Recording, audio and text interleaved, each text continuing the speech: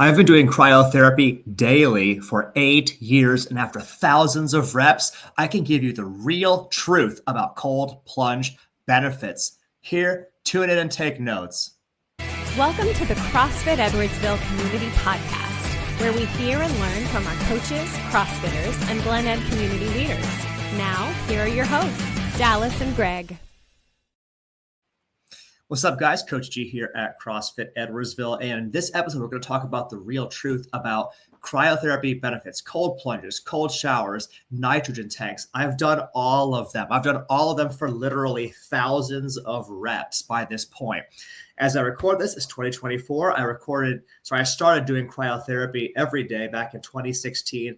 And after thousands and thousands of reps, I have a real perspective on the real truth behind cold therapy, cryotherapy, and what it really does for you. And in this episode, I'll outline it for you.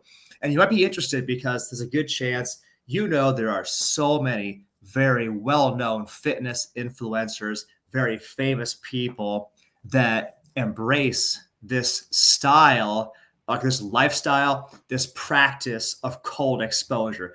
Jocko Willink, Tim Kennedy, Joe Rogan, Andrew Huberman, Jillian Michaels, Wim Hof, so many more are proponents of cryotherapy as a way of getting so many benefits.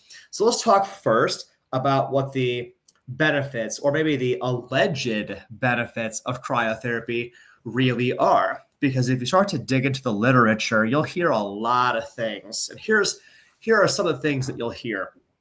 The benefits could include increased metabolism, reduced fat storage, a strengthened immune system, muscular recovery, or faster or better recovery from workouts, athletic performance enhancement. Maybe you do better in your workouts, enhanced cognitive function, improved memory retention, all of these things.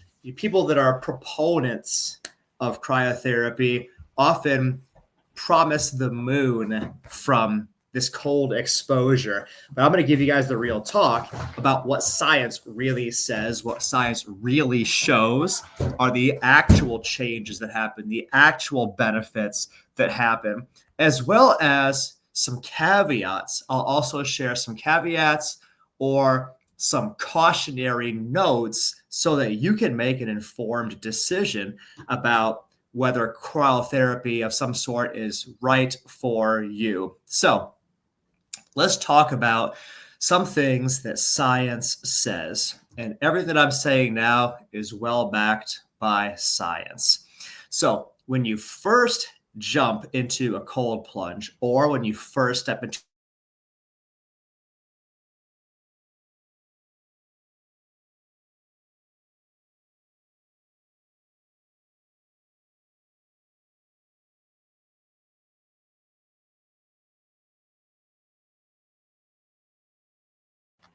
Sorry, we had a little hiccup in the recording. Let's pick up where we left off. So when you first jump into the cold plunge, or when you first step into the cold shower, or when you first turn on the nitrogen, the cold exposure tank, you see this immediate spike in noradrenaline, or, fancy term for an adrenaline rush that happens right away, and it's dramatic. You'll see a 2.5x spike, a 250% increase in your noradrenaline immediately. And it's absolutely true that when you first get into the cold, that spike, that hit is the most dramatic part of the entire thing. It's when your body goes from 0 to 100 real quick. It wakes you all the way up. Your whole body, every sense is heightened, and the noradrenaline spike is a part of it when you first feel that cold hit you. Then when the cold exposure is done, you see a just as significant 2.5x spike in dopamine, which is one of your body's feel-good chemicals, one of your feel-good sense of satisfaction, sense of accomplishment, natural internal chemical drugs. It spikes by 2.5x or 250%, just like noradrenaline does, but it's on delay time. So after this is done, you start feeling really, really good. In the same vein, pun intended, serotonin also increases, which is another feel-good chemical that correlates with an enhanced sense of mental balance. That happens as well. Oxytocin, the fourth chemical messenger, the fourth hormone we're going to talk about here, is another feel-good, feels like falling in love chemical that is also increased. And so in the time after the completion of a cold plunge, you absolutely do have this feel-good chemical cocktail that will carry you for several hours after the cold exposure is done. That's absolutely true. If you have ever watched the Joe Rogan podcast where he talks about it, he discusses how he feels really good after doing some kind of cold exposure. And when he introduced some of his friends to cold exposure, when they got out of the cold tank, the way that they described it was they felt like they were on Molly, the drug. They felt like they had almost like a I just took drugs level enhanced sense of self. That feel good is a very real thing that you experience after your cold exposure. That is absolutely true. It's also, based on my experience, been absolutely the case that you do have that feel good rush that hits immediately when you get into the thing.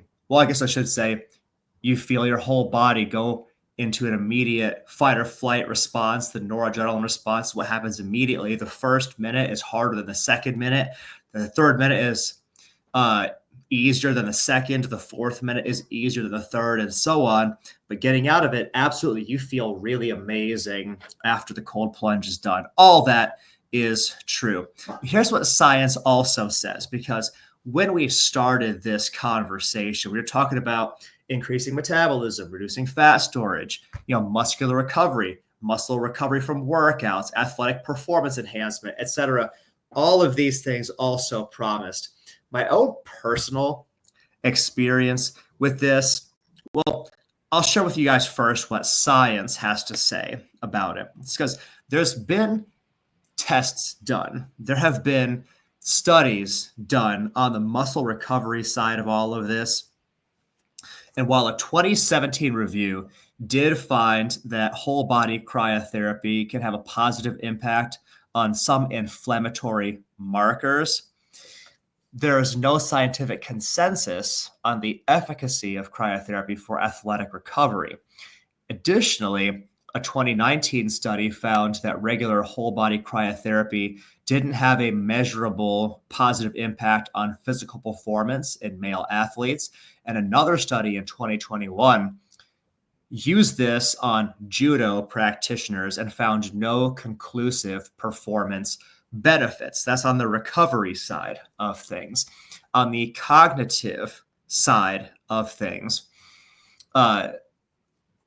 while there may be some data from 2018 and 2021 studies on whole body cryotherapy positively affecting certain cognitive markers as well as some memory retention, that is not necessarily a strong causative connection, and the benefits are still kind of shaky, or at least like the data on this is still kind of shaky at best. So what has been my own personal experience with the physical benefits side of this? So I added in cryotherapy 8 years ago on top of a lifestyle that was already pretty darn healthy. I was already eating in a very healthy way. I was already doing regular strength training, regular conditioning or cardio. I was doing CrossFit regularly. So I already had a lot of the healthy stuff, prioritizing sleep. All of that was like a baseline. So then what difference have I noted physically? What real physical differences have I noted adding cryotherapy to this? Can I say there's any evidence of increased metabolism for me? No, not really. Reduced fat storage. Am I leaner than I was before?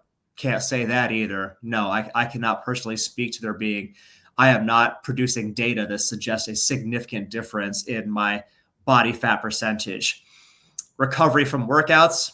Nope. No, not that I can tell. I can't honestly observe a meaningful difference in my recovery from workouts. My athletic performance? Nope. No real. I cannot observe meaningful benefits there. Cognitive function or memory retention? Not necessarily either. I do believe that in this last 8 years, the rate at which I get sick or demonstrate symptoms of things like the common cold, how often do I have a cough or a sneeze? How often am I wrecked by a flu or a cold? Almost never. Almost never. And I do think that is a stronger immune system could very well be a change that I have personally observed having done thousands of reps of cryotherapy. My body definitely does seem to be more adapted to cold exposure generally and globally. And my body does seem much more immunoresistant to all the germs and viruses and bugs that go around. I think it is true. I definitely get sick less often because of cryotherapy. I can speak to that a little bit. I think that's been a definite difference over the last 8 years. But I think the greatest benefits of cryotherapy are the mental ones, the cognitive or psychological ones. And this is just my experience, but I think this might be the greatest actual takeaway, the greatest actual benefit that I see from doing regular cryotherapy. It is you get massive benefit from regularly training yourself to step into a situation of discomfort and calmly endure that dramatic discomfort with intelligent strategy. Every single morning when I go to do the cryotherapy, it's a little bit scary, and I step into embracing that cold just the same. And learning, one of the things I've definitely learned over thousands of reps is that if you're smart, if you do this well, you immediately go into controlling your breathing. The minute that noradrenaline spike hits, the minute the cold hits you and your body goes from comfortable to what in the actual hell, that 0 to 100 experience, you learn to immediately begin controlling your breathing and focusing on your breathing. And when you do that, you train yourself to have a very effective strategy for dealing with stresses globally, not just with the cold plunge, but you're actually developing a skill that is transferable to stressors all across life. I find that work stressors, that person that I work with has got me real stressed out, I'll immediately switch into controlling and focusing on my breathing, and it helps me to calm anxiety or anger or whatever like negative emotion might threaten to steal my sense of joy or internal peace. If my kid is stressing me out, my spouse is stressing me out, whatever is going on in my life that hits me, I get that bad news. You get that email, that text message, and it's nothing but bad news. And the immediate reaction is that panic, or that immediate reaction is stress or anxiety. I find that those are the moments in which I find myself immediately switching into the same techniques that I use with cold exposure. I immediately begin controlling my breathing, focusing on my breathing, and that makes me so much more effective at dealing with stressors of life. It makes me better at dealing with the adversity and the rigor and the difficulty of life because I've trained and practiced an effective strategy. That, I think, is the single greatest benefit. Related to that, the other greatest benefits are training yourself to intentionally, volitionally, voluntarily do things that are uncomfortable. I used to think that discipline wasn't actually like a muscle and couldn't get stronger. And I've changed my opinion on that. I now believe that discipline as, for the purposes here, defined as your willingness to do things you don't feel like doing in the name of a greater good. I will do the uncomfortable things now so that I get great benefits in future. I will do the uncomfortable things I don't feel like doing now, plant those seeds so good things happen tomorrow. You get better in your entire life at the skill of doing that stuff when you regularly train cryotherapy.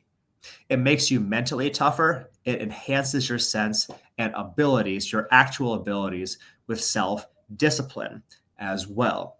I think those are the true greatest benefits of cryotherapy, and maybe the ones that might be best supported by science. But I have a couple of caveats here. Some things to know. If you're new to cold exposure and you want to know like what's the downside, so here are a couple things to consider. If you embrace a morning cryotherapy ritual, which is how I do mine, I wake up, I go, I use the bathroom, and then it's straight to cryotherapy right after.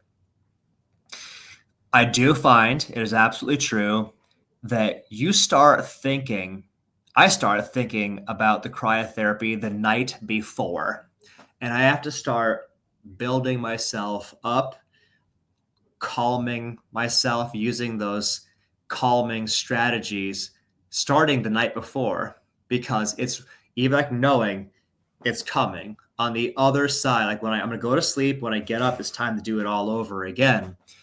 There is an aspect of psychological perseverance that has to happen even the night before. And then the day of or the night of, as I sleep, I wake up, there's part of my mind that's like, it's 5 hours until cold therapy, 1 hour until core therapy if I wake up a few times in the night. There is the aspect of having to learn to keep your nerves calmed even several hours before the thing actually happens. Joe Rogan has also spoken to the morning of effect, that if you are a morning cryotherapy person, you get up out of bed, use the bathroom, and it's time for cryotherapy right then and there. There is a part of you that will have to learn, because it makes you not want to get out of bed in a real way. You will encounter, if you already struggle to get out of bed on time or when the alarm goes off, that challenge will be tougher psychologically if you know that you're getting up to go and do cold exposure. It definitely does create a sense of resistance in your mind to getting out of bed. But again, if you train it regularly and do this regularly, you actually get even better at waking up and getting up when you're supposed to do these things. But again, you will feel a sense of, oh man, I don't want to get out of bed. That's a very real thing. Joe Rogan reports it, and I can speak to having encountered that as well. And then finally, a final caveat is that your body doesn't return to homeostasis or normal right away. In fact, it is several hours before, for me, my body comes back to a normal of like regular warmth again. So when I get out of the cryotherapy and I dry off, I get dressed and I have to wear several layers to get my body back to tolerably warm. And it will be several hours before I feel normal again. The cold hits hard and hits for hours after you've done it. That's been my absolute experience, and others that I know that do the cryotherapy, they report the same. But by the same token, the feel-good effects also carry you for several hours. So you get the benefits with it also. So in conclusion, is it worth it? I think so. I think that the mental benefits, the psychological benefits, the discipline benefits and the skills that you develop for dealing with stress, dealing with it gracefully, dealing with it better, it makes me a better spouse, a better father, a better entrepreneur, a better coach. It makes me a better athlete. It makes me better at life because all the crazy stuff that life throws at me, I can handle it better because of that. And I think you'd see the same benefits as well. If you have any thoughts or questions, though, we'd love to hear it from you guys. Leave it in the comments section below. Let us know if you've been doing cryotherapy. What benefits do you see? What drawbacks do you see? Do you think that there's actual real benefit to your athletic recovery? Do you feel like there's actual benefit to your cognitive performance? Do you get the feel-good rush after doing cryotherapy? Tell us in the comments. We'd love to hear from you guys with your thoughts. For now, we thank you for the gift of your time and your attention. We will see you in the next episode of the podcast. Thanks for listening to my dad's podcast. For more useful tools and guidance, go to CrossFitEdwardsville.com and feel free to like, share, subscribe, and leave your thoughts in the comment sections down below. See you in the next episode.